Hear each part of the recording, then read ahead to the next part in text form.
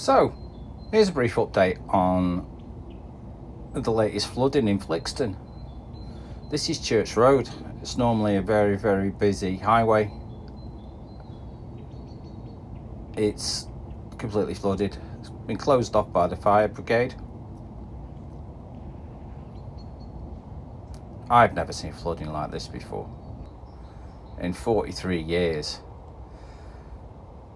It's unbelievable. This is Flixton Golf, old golf course that runs alongside Church Road. There are some saving graces though.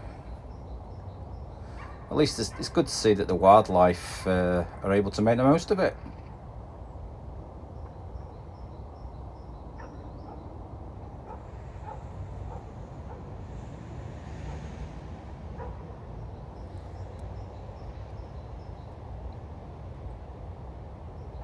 Now it's all frozen or freezing.